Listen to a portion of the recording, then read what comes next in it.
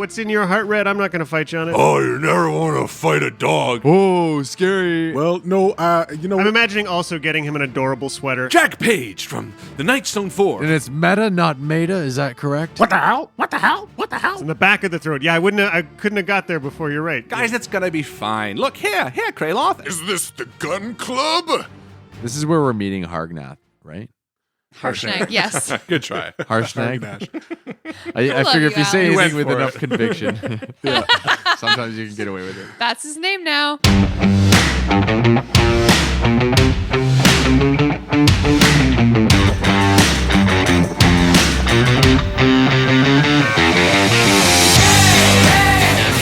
Welcome back to Dice Shame. This is episode 91, Wine and Dine. MVP this week is Lauren Klein, a longtime friend and fan who just started listening. Thanks so much. Can't wait till you catch up. If you've listened to 91 episodes of Dice Shame and you haven't given us a review yet, please take a second to do just that. Whatever podcatcher you use, wherever you listen, it's the easiest way to say thank you for the content you enjoy. We love making this show for you, but it is seriously hard work, and your positive feedback really makes it all worthwhile. Even if you think we don't notice, we notice. All right, you want to play some D&D? Yes!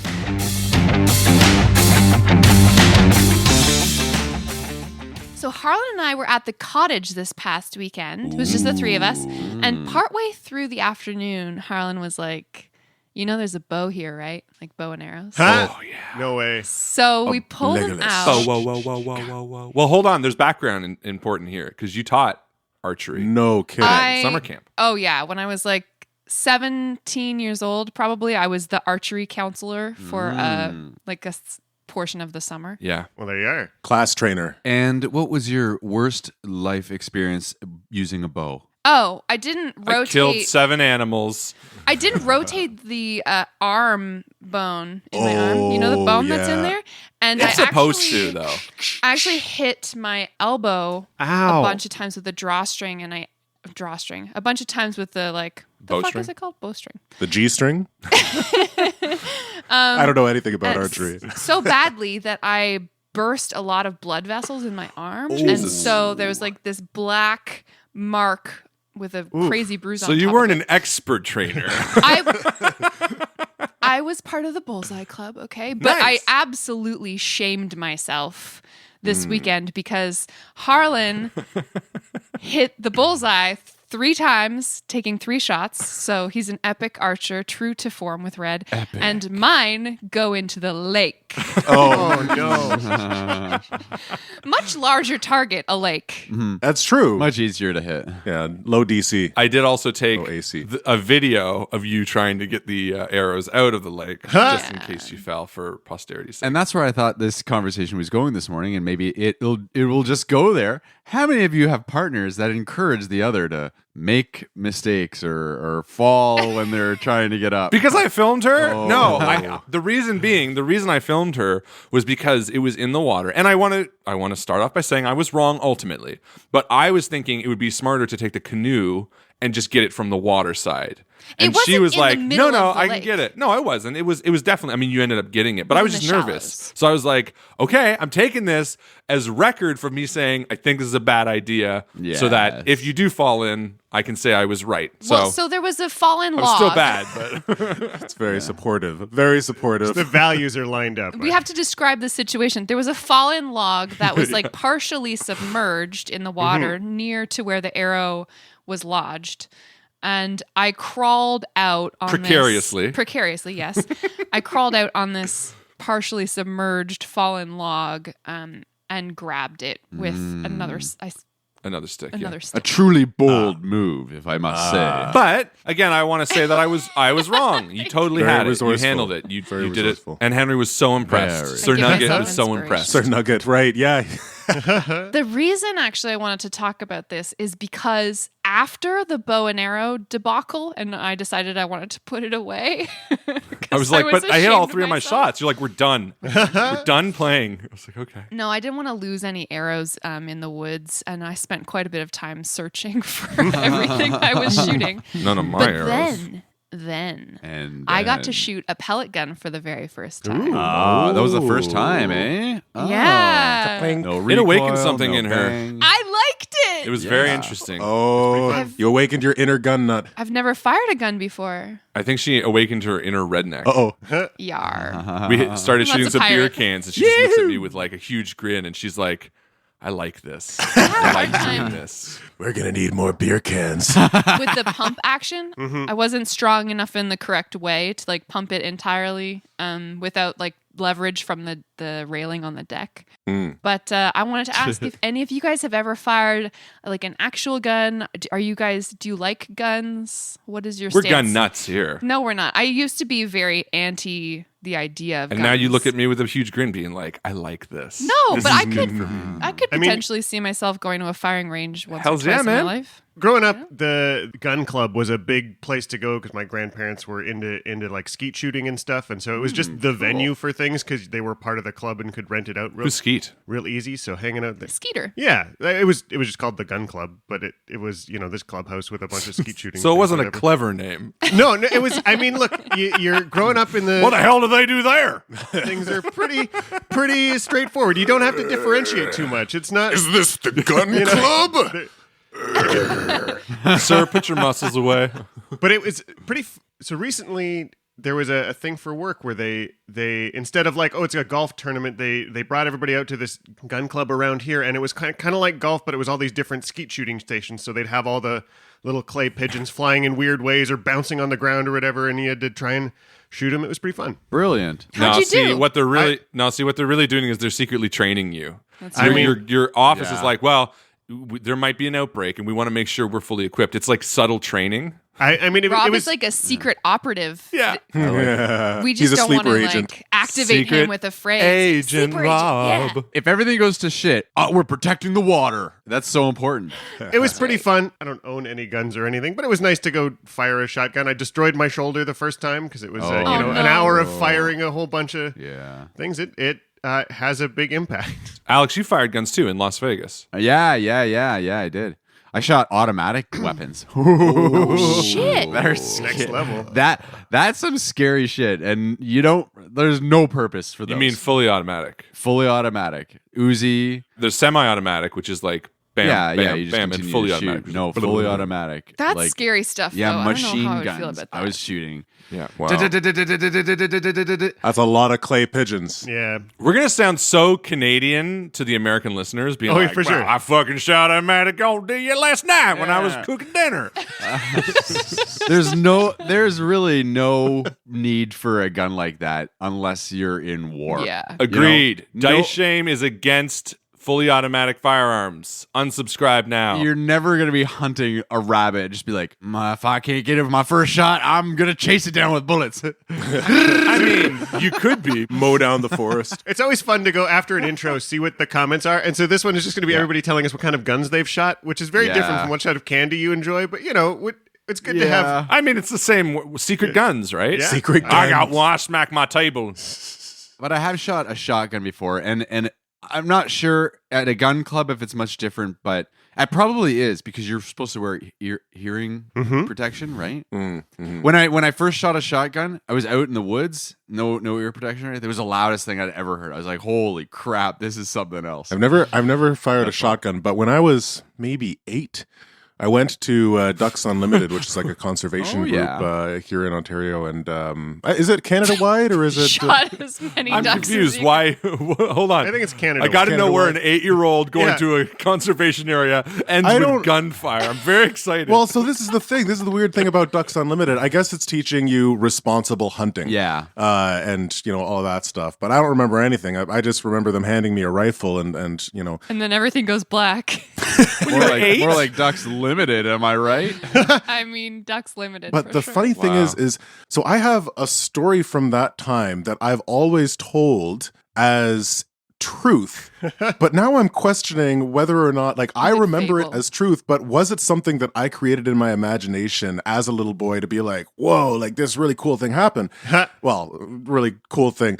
I fired it. And I swear to God, I remember firing the gun and being really nervous and not wanting to hurt anything. And as soon as I fire, a crow falls out of the air behind the target. Oh, no. Oh but I don't remember if that happened. I'm gonna say it's true. Well, It happened. It happened. It happened. Crow murder. Yeah, why not? Fuck it. It happened. The saddest story about like hilarious. don't point a gun at things you don't want to hit. So we've got a pellet gun out at the lake when we were kids, and I think my brother and I were probably like 6 and 8 or 8 and 10 or something, and we're shooting cans off the whatever, and my brother's just picks this bird, and Graham was like, he's never gonna hit. Hasn't hit a can all day. Hasn't hit a damn thing, and doesn't he hit the robin as it's sitting on the bench somewhere? It's like, oh come on. Don't point a gun at something you don't want to shoot, I think was the lesson. Don't point a gun. Yeah. Yeah. It's hard not to. I've only fired a gun once, and it was like a 22 or something at the cottage, and it was. I think I fired it into the lake, and it's one of Grandpa's old weapons. Was no, fishing. like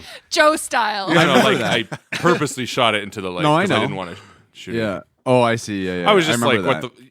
Yeah, because it was just like, what the hell? I'm not going to shoot anything else. But I don't know, man. There is definitely a very powerful fear surrounding guns. Yeah, you know what I mean? And I totally. recognize the urge for Totally. people to be like, they're just tools.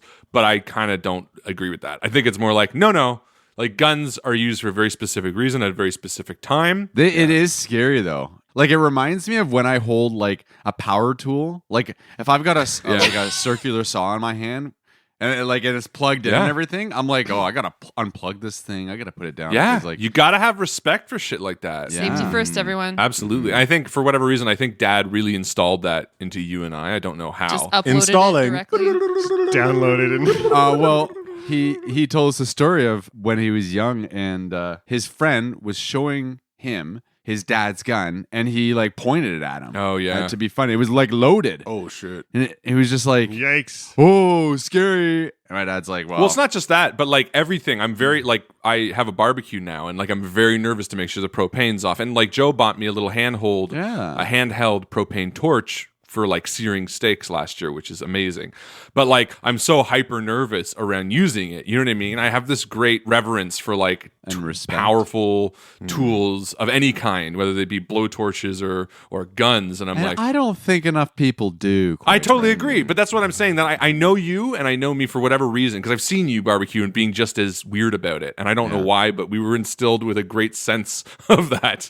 We're like, okay, just be careful. Even when Henry's around, I'm like, just stand back while I light the barbecue. Definitely. I don't know why. You could just cast Cure Wounds and everything. Worst comes to worst. I mean, remove disease, or if you really need to get there. Henry, call your Uncle Justin. Uncle Krayloth, come here. Don't worry, Henry. If I get to 0 hit points, he can revive me full.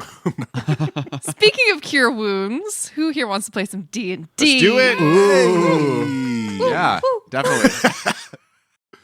So, morning dawns in Mirabar, the 24 of Uktar, I believe. And yeah, it's cold as shit. For those of you who are not tending your fire during the night, it is out and it is freezing in your room. You smell good breakfast smells coming from around the corner down the hallway. But as is, it's kind of miserable to get out of bed. I think Red is the last one out of his room. And I think there's even a moment where maybe the three of you are like waiting in the hall, like, waiting for me Yeah. to go. Just sipping a coffee. Red opens the door and looks at Jack and Krayloth and Doran, and it's just like you can Morning. just see his face, and he looks down. He's like, "Oh, who's this? And so this is Kieran. This is what Kieran looks like now. Oh, Kieran, you're beautiful." Kieran just wags their fan tail like in a big slow arc. Okay, guys. So there's a new member of the team I want you to meet. And he opens the door, like presenting, and you see sitting like upright in the center of the bed, and the bed is just like torn to shreds. You see this tiny little Umber Hulk, like he's got this dark orange coat, and underneath he's got like this black sort of flesh between the chitinous plates, and he says, "His name is Shale." Everybody get 30 feet back and don't look in the eyes. No, it's okay. I've bonded with him. He's perfectly safe. And I walk over and I like pick him up and he like claws a little bit and I'm like, ow, ow, ow, ow. It's okay, Shale, it's okay. And I try to bring him over to you guys. That's Okay. that's from the day of the wedding. We ran into those. Yes. And I know what you're thinking. Do you? Look, guys, it's going to be fine. I was reading up on this in Waterdeep. All we have to do is a certain number of steps on how to make sure he's safe and part of the family. But he won't be any trouble, I promise. And the minute he is, I'll leave. He'll leave, and nothing will change. I promise you guys. You were reading a book about raising Umber Hulks in Waterdeep? Well, I mean, reading a book, going to the library, talking to someone. It's all the same. Smash cut to Red walking through the city, and there's like a homeless guy being like, "Oh, you never want to fight a dog." And Red's like, "Here, here." And then it cuts back. I'm imagining Red's list for how to raise an Umber Hulk is like an acrostic poem.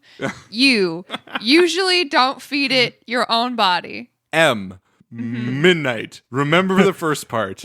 B. Be yourself. The Umber Hulk will love you. E. Everybody needs an Umber Hulk. R. Red's Umber Hulk. Guys, it's gonna be fine. Look, here, Kraloth. And I hand the Umber Hulk to Kraloth. It doesn't want to go. It's afraid. It's okay. Well, no, I think I might know why. I mean, I took one of those eggs, but I had a totally different intention when I took it. It's kind of awkward. Look, he hugs right to my body, and Red kind of cups him against him. He latches onto you with his mandibles, and it's almost painful, like calipers almost. But he just kind of hangs there. And then Red wraps a little sheet around his waist, and this thing is attached to his body. See, look! And Red jumps up and down to prove it. Totally fine. Won't impede me in any way. I wonder if Umber Hulks care for their young up to a certain age. That's interesting. I hadn't ever really considered that. That's right. Jack, think of the knowledge base we're going to get here. This was one of our most intimidating foes, and look how cute he is. Selling it. Doran, you like tough things? Look how tough Shale is. Shale's like, meh. Yeah. Well, hold on. Doran, I didn't tell you his last name. It's Shale Iron Fist. oh, I see you're trying to buy my vote, eh? No, I just think, he's got little fists and So Doran's kind of standing there petting Kieran and listening to all this, and he just says, well, what are you going to do with it once it's bigger? What then? Are you going to... Doran. Classic. That's a problem for tomorrow. Today, we have an Umber Hulk, and that's all we need to worry about. Well, I guess shame on me for thinking about what to worry about tomorrow or the day after that, but... Look, I promise you're going to love him just as much as I do. Kraloth, you know how difficult it is to crush spices? Look at these little claws. They're so perfect. Your own personal spice grinder. I'm in. It is difficult to crush spice. Hey! See? And Jack, the paper you can publish, the paper you can write, and no one will... The paper that you'll do from this will be better than Chasloth's stupid book about nothing. I mean, anything I'd write would. Listen, it's not. If this is what's in your heart, Red, I'm not going to fight you on it. We should start our day. Doran, little baby Iron Fist wants your approval. Oh, well, you don't need my approval, and I just don't want to be responsible for it. I promise you I'll walk it every day and I'll feed it. I'm making it a vegetarian, just like all good pet owners forcing dietary restrictions on their pets. Classic. Yes. The 4, now 5, now 6 of you, including Kieran and Jackson. Shale and Jackson, the 7 of you. Doran's got a parrot for no reason. Just for this scene. The next scene is... What the hell? He brushes it off. What the hell? What the hell? What the hell? You head out into the common room and you are greeted by a sight that you missed through the darkness last night. It is beautiful and intimidating. The spine of the world is so close to Mirabar here. The snowy shoulders of this huge, vast mountain range just crowns the horizon to the north of town. That is going to be your destination later on. And it it just is a beautiful setting for this very interesting town. So you guys enjoy some breakfast together, kind of under the shadow of these mountains. Wow. Look at that, guys. It kind of reminds me of White Fang, before they go on that The huge Yukon or whatever. Yeah, it's so cool. Yeah, for the golden staircase. The golden staircase, yeah. Interesting. I'm actually reminded of when I was in Calgary. We went to BC at night. Like we drove over to the mountains at night, so we didn't see anything. And then in the morning, it was exactly that. Exactly. Yeah. Boom. Here you are. Boom, the Rockies. Yep. They exploded? Yeah, exactly. Yeah. They had that kind of presence. It was powerful. Yeah. This is where we're meeting Hargnath, right? Harshnag, yes. Good Harshnag. try. Arganash. I love figure if you, you say Alex. anything with You went enough for conviction, sometimes you can get away with it. That's his name now. Harshnag. Yeah, there are a couple interesting shops across the street. You see the Heavy Bomb bookstore, which looks especially exciting. There's a florist called the Tasty Star, and actually you see across the street the Magic Needle, the tailor shop that you were bound for. So after you finish up, you're free to go. I feel like Red is feeding pieces from the bowl, but he tends to like the mushrooms, like the fungi. Oh, sure. Subterranean. Yeah, I'm reading now flavors. about their diet, which is really fun. I'm really excited. It's rumored they digest precious metals, which I think could be really fun in a dwarven town. I can see him like reaching out of my coat and trying to grab a diamond off the. Well, he's especially attracted to Doran's shiny face from Starting his to lick morning Doran's application face. of Yeah. the diamond cream. They live for 50 years. Wow. What? I think Doran scuttles into the magic. What is it called? The magic needle. Yes, the magic needle. Yeah, there's a tailor in there. He's just standing behind the counter. He's actually working on a mannequin right now. One of those like dress forms with a needle and thread, getting some dress just beautifully sculpted on this mannequin. I feel like Doran sort of scuttles in quickly and then briefly wipes his hands off and takes a more gradual stance. He says, "Oh, well, good day to you, Taylor." Hi there, welcome. Welcome to the Magic Needle. I'm Meta. Meta, nice to meet you. And it's Meta, not Meta, is that correct? Nice to meet you. Look like you're about a level 7 adventurer. Yes. How can I get you outfitted? Correct. It's not just a clever name.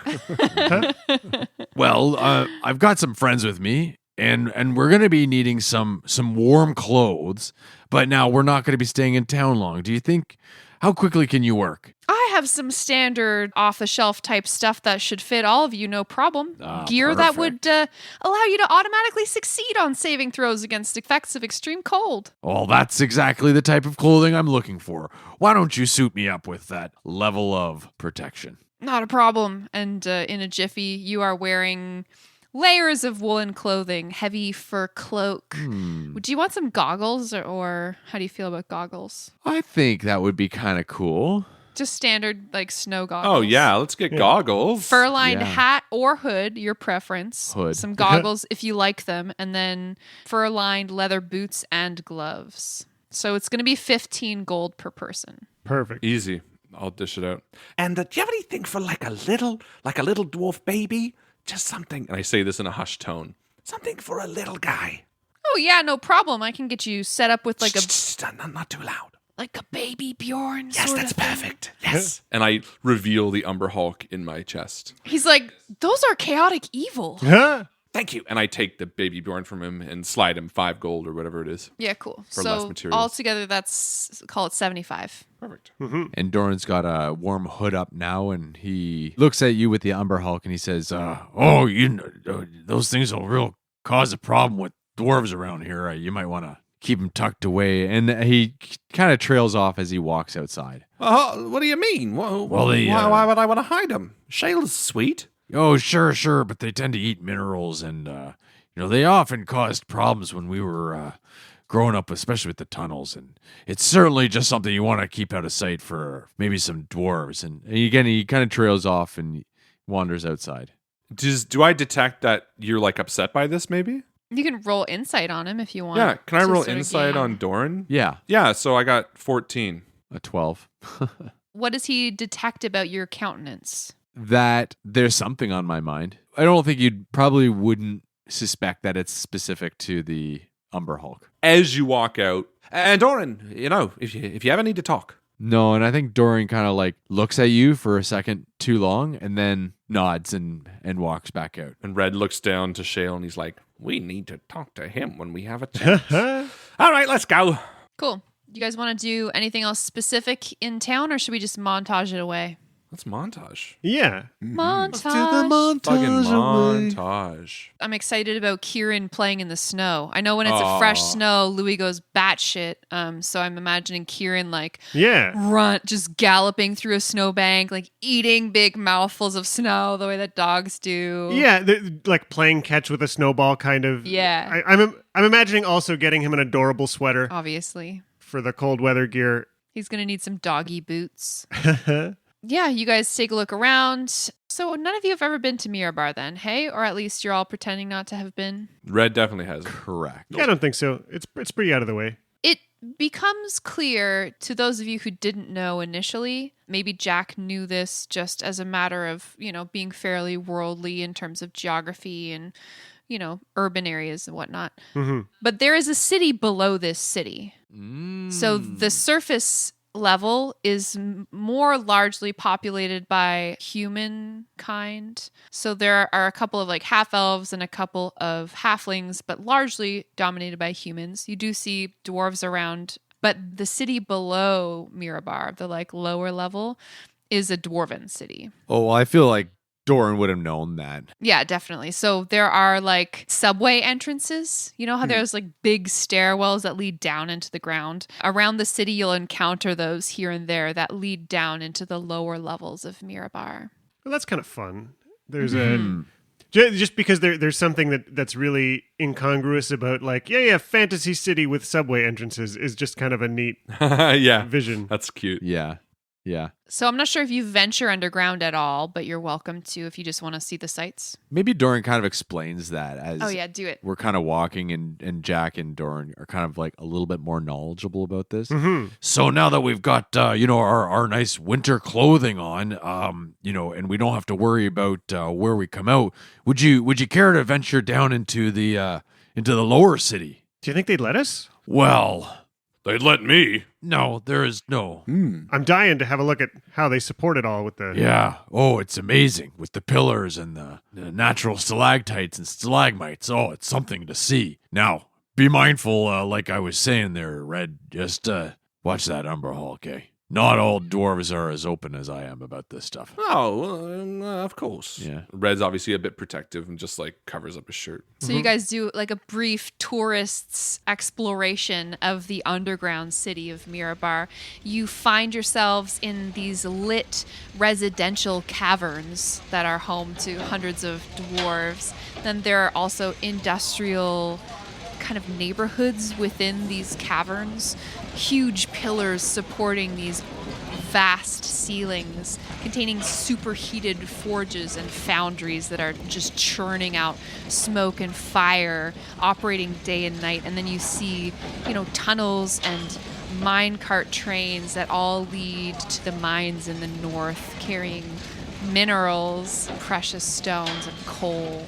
Doran and Jack like geeking out about the foundry and how they get all the ore here and how they process it all, and Kraloth and Red are just like whistling, looking around, being like, all right, can we move on? No, Red is hanging back, like explaining everything to Shale. But just what he makes up, he's like, these are giant buckets. The dwarfs slept in these when they rode them around on those rails. And the little Umber Hulk is reaching out, trying to grab a diamond from the bucket, and he's like, no. Kraloth is actually more interested than you expect, Jack. He's looking around and he's taking in the information and nodding, and you catch him at one point as a couple dwarves are having a conversation between themselves, not in common. Kraloth is like squinting, trying to understand what they're saying, and then just carries on. Just every now and then, like lending his ear or leaning out to see to listen for what's happening. Not to be too big, but Doran, I would say, is sort of leading the party, and then there's Jack and Kraloth, next to each other, and Red pulling up the rear, talking to Shale. Mm-hmm. And as Doran's walking along, you hear sort of like a vibe of people whispering Iron Fist. Like every now and then, you'll hear kind of like the sparkle of the name. And Doran sort of raises a hand and waves as he passes by people that might recognize him or at least his steel. I wouldn't say that you hear people like excitedly No. heralding your coming, No, but like no. a couple of times as you're doing this tour, like a dude will walk up to you and clap you on the shoulder and be like, "Hey, Doran Iron Fist, how's it going?" And this is like someone who you did business with 30 years ago who's now stationed in Mirabar. Like you're well known as a craftsperson, but you're not like a celebrity. No. But you know, and you'll look over and you see like one blacksmith whisper, "Oh, that's Iron Fist over there." Yeah. That's Definitely the one. among Oh. definitely among the craftspeople, and here you are down among the dwarven artisans. So there are also, actually, interestingly enough, like these huge brass cisterns that are being used right now to brew beer and to distill hard liquor. So there's like a brewery district as well, and all the smells that are accompanying an operation of that size. So it's definitely a cool place to be. You guys spend an afternoon here just poking around and, you know. Jack has been like trying to get a hold of a couple of words he sees to decipher what place is what and what he's hearing and trying to get a handle of the language he doesn't speak. Oh, and for once, Doran is like, "No, it's pronounced Gurgara." But why would they conjugate it that way? Oh, there's a little bit of Yeah. like, okay, the script is kind of similar to Giant, and I kind of get that one down, but there's a little bit of trying to wrap my brain around it. Love it. And you got to get that sound. Rah, rah. That's it. Rah. In the back of the throat. Yeah, I couldn't have got there before. You're right. Sort of rolls forward. And Kraylot does it, and he does it like perfectly. Is that it? It's like that, right? Wow. Oh, normally I don't hear the common people speak like I that. think you got an ear for this one. Yeah, I don't know, Doran. There's something very familiar about all of this. It's Oh, really? Your backstory holds many mysteries. And then Red walks up and he's like, "Ugh, ugh, ugh, ugh." Is it fur "What are you guys doing?" Just totally off topic here. Harlan, does Red groom himself like cats do, like with his tongue and stuff? Probably not. No. Okay. I was thinking it would be really funny if you were coughing up a fur ball. Yeah, I think we made that joke before, but I think almost if Red did it, it would be tongue in cheek because cats still exist in this world, and Yep. he knows how, like, he kind of gets. It's like, you know, he gets mistaken for it the same way people are like tabaxis or cats. He's like, enough. "Listen, I'm not, but whatever." But maybe if you're like when you're injured, you instinctively lick the wound. The only time, I mean, not to get too into it, but the only time you've ever seen Red act animalistic is usually when he's like hungover or super tired. There is a lot about him, specifically in the way that he acts, and even the way his like ears are removed and his tail is removed, that he seems to try to fight against the idea of appearing as an animal. And there is more to that is just not necessary to get into now. But no, he does distinctly try not to appear feline or animalistic when he can. He tries to act, for lack of a better word, human. The sun is setting. Evening's coming on. Are you guys staying here one more night, anticipating to meet up with Harshnag tomorrow? Yeah. I think that makes sense. He's meeting us in Mirabar, right? Well, he's meeting you outside of Mirabar. He does not enter any city except for Waterdeep. Cool. Yeah. I think Jack might send him a letter with like a map attached showing like, okay, here's this place outside. We'll meet you at whatever time. 7 bells. Love to see Harshnag read that. Fine. I remember Harshnag being such like okay. He's very... Yeah. Not Man like a of- shit, but like I kind was of a like man of few words. you know, it's just like this letter comes. Jack Page from the Nightstone 4 will be meeting you here at this time. He's just like, Requests your attendance. okay. Just crushes it. Yeah. Puts it, I don't know. Also, Red, you're going to be able to know if there are any giants within a 5-mile radius. So Yeah, you're going to be able probably- to figure out where But he's- whatever, it doesn't matter to me. Red's busy. He's like hung back and he's got the Umber Hulk out and he's like digging a little bit into the cave wall and he's like nervously looking at the others to make sure they can't see. He's like, okay, that's enough. Like puts them back away. Cool. I think on this night, it's like being in a new city. Last night was just refuge and get food. And this night, I say we like have asked around and there's like nice places to eat, like the true dwarven cultural experience or something like that. Or We should do like a fine dining. We've never done a fine dining. Well, that's It's what I'm so getting funny at, that you fine say that dining. because I invented a fine dining restaurant. I love Hey. it. Perfect. Mirabar is the richest city in Faerun. Wow. By far. Really? Wow. It doesn't have all the glitz and glamour and nobility of Waterdeep. Everywhere, at least. It is very heavy on the fortifications. And during your time walking around the city today, you've noticed that like the walls are very thick. The city is built up on a hill. Like there's a ton of guards walking around, but there aren't any like carriages carrying people going to parties. So it doesn't have that like weird upper class type feel to it. But as far as commerce goes, Mirabar has all of the riches coming in from the mountains and that collaboration with the dwarves hand in hand, that this is a place where people go if they want to make a lot of money fast. Yeah. Interesting. Yeah. You find a very swanky looking, almost like modern restaurant that's called the Admired Bite. Oh, let's go home and dress up a little bit. I still have my clothes from the wedding. I'd like to look nice for dinner. I could do a fancy dinner. And Doran's clearly in a better mood than he was earlier, Red. A little time underground really Yeah. takes the edge off. Yeah, I think Red runs back to the room. Yeah, Kraloth follows as well, very eager to try out some new dishes. You are sat by some very attentive waitstaff. There is linen on the tables. You were offered a paper menu for the first time, maybe in your entire lives. Wow. You see that they are offering salted deer and almond bread that's being paired with a mug of bitter. I think Red looks nice too. Like his fur is combed back and he's wearing like a frilly shirt. But like 5 minutes has passed before he looks to Jack and he's like, Can you just ask Kieran if Shale is okay? I'm a bit nervous. I haven't been away from Shale yet. And like they're the baby. Like I think like Kieran. They're and watching Jackson them. Shale and is fine. It's gonna It's be like okay. the baby at home cliche. He's like, okay, I can relax. I would like to try everything on this menu, please.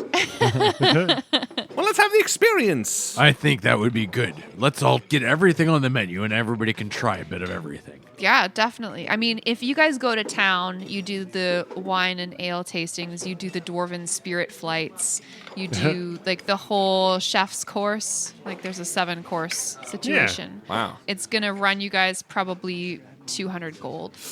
It's steep. Pretty pricey. Yeah. Worth it. You know what? Why not? When in Mirabar? We got those vultures for free and we got 280 gold from them. Between the 75 gold that we lost for the cold winter clothing and then the 200 we're going to spend at dinner, that leaves us 5 extra for tip.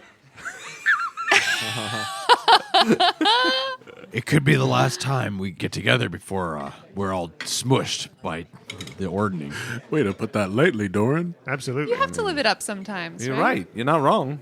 The standout course for many of you is a dish of baked phoenix with leeks and a glass of rosé. Is it charred?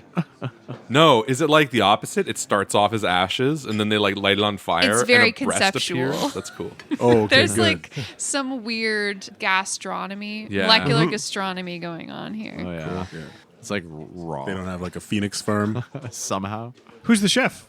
The chef here, the waiter, is very proud to tell you, is Dugal Chverkman. Oh. He sounds like a Swerf Neblin, Maybe he's a grey... a Wait. gray dwarf. No, those are... what are they called? No, Swerf Neblin are the grey Duergar. gnomes, aren't Yeah. they? Yeah. No, this guy is he's a human. Duergar would be fucking dope, though. Wow. Duergar making some shit. He walks through the dining room invisible, just listening to people eat. Oh, that's brilliant. Appears right beside your table when you say anything out Yep. of line. He's This is got- a bit too salty. And when someone likes it, he appears. It's me, the chef. I'd like to propose a toast, boys. All right. You know, we've made it this far, and I think we're just about to head off to the next big chunk of this journey, at least information-wise, speaking to the Oracle, you know. I just want to say that a crazy bit of circumstance has befallen us. We have landed in each other's laps, and we've walked this path together for long, enough for me to feel like we are, for lack of a better word, family. And I want to toast each of you, my brothers, and let you know that I would and will put my life on the line for each of you. And Red raises his glass and sort of toasts everybody. May the Oracle see at least something bright in our future. Here, here. Yeah, yeah. Cheers. And may we all not die in a slaughtery, fiery death of sorts. That's what I was trying to say. Yep.